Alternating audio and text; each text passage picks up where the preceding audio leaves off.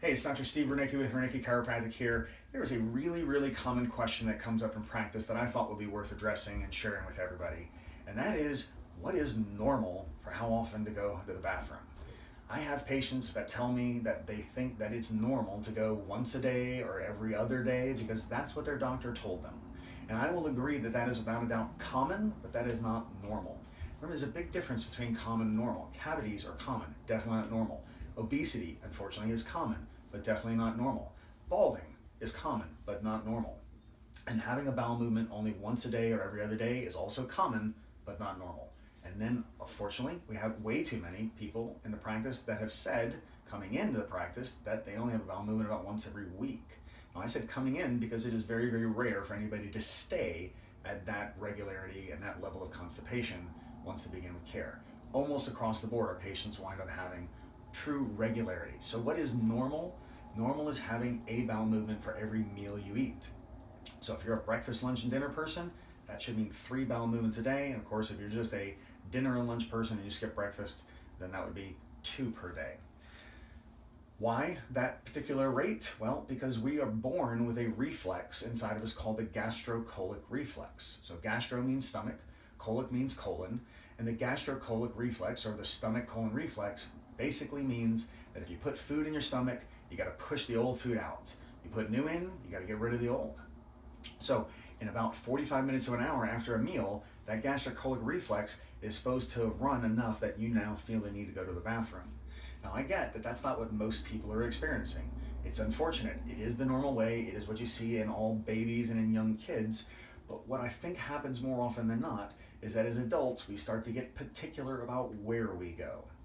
Oh, I don't want to go there because it's not my bathroom and I don't know how clean it is. Definitely not going at work because my coworkers might hear me, or any of that kind of stuff. So we hold it and then we start suppressing that gastrocolic reflex.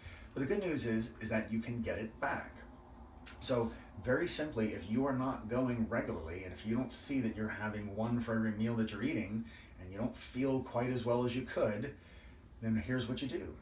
Eat a meal, set a timer on your phone for 45 minutes, and then get up and go sit on the toilet. You may sit there at first for 5 minutes or so with nothing happening. That's fine. All you're looking to do at this moment is just to create space, so to speak, to create an opportunity for a bowel movement. So you sit there for 5 minutes, nothing happens. You checked in, updated your Facebook status and all that great stuff. Get up, go back to business, do your things, whatever you have to do in terms of work. And then the next time you have a meal, again, 45 minutes later, go sit down, create the opportunity. It won't take terribly long, probably about 1 to 2 weeks before you may not feel the need to go, but you sit down and then you wind up going. And then before long, you'll eat a meal and you'll actually feel the need to go at about that 45 minute to 1 hour mark. Now you've got normal bowel regularity restored. Okay, so that would be my first strategy that I recommend. Second strategy is I would also recommend taking a good quality probiotic. What is a good quality, or what I mean by that? Well, look for another video that we've got here on our YouTube channel that will explain that, because that's a little bit more in depth of a conversation, and I want to give that its own space. Then the third thing that I would recommend, so if you've done the going and sitting on the toilet 45 minutes to an hour later, and you've done the probiotics and you still don't feel like you get normal good bowel regularity, then what I would recommend would be get under chiropractic care. What the heck does chiropractic care have to do with bowel movements? What does your back have to do with it? Well, the truth is your back doesn't really have much to do with it, but your nervous system has everything to do with it. Most people don't realize this, but we don't have just one brain in our body. We have at least 2, and some experts agree 3 brains in our body. So of course everybody knows about this one here. This is called the cephalic brain. Cephalic just means head. But then we also have one called the gut brain. So the gut brain, or the enteric nervous system, has really one major job that we're currently aware of, and that is to keep food moving down the pipe. There is what they call the law of the gut, and the law of the gut is that food should always be moving in one direction from mouth to anus. It should never stop, it should never reverse, it should always be moving in that one direction.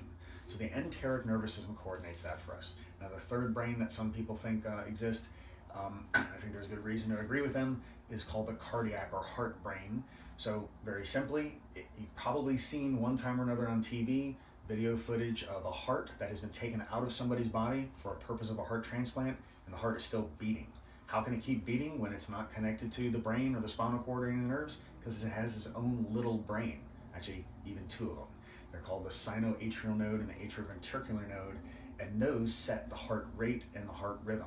Now, both of these brains, the gut brain and the heart brain, are connected to this brain, to the cephalic brain, and they are under the control of the autonomic nervous system through the central nervous system. So, if we take care of your central nervous system, which is really what it is that chiropractors do, then we can impact and change the healthiness and the function of the heart brain and the gut brain, and that certainly could help out with your bowel regularity. And we see that over and over and over again with our patients. I would say that better bowel regularity is probably the third most commonly reported benefit that patients describe to us. Better sleep being number one, better energy being number two, and then better bowel regularity being number three.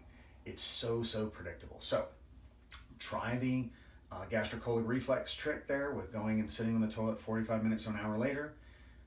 Try the probiotics. If you still feel like you're not normal or regular of having one for every meal you eat, then I would recommend that you get in to see a chiropractor, because I know that that whole constipation thing keeps people miserable, uncomfortable, and not as happy as they could be.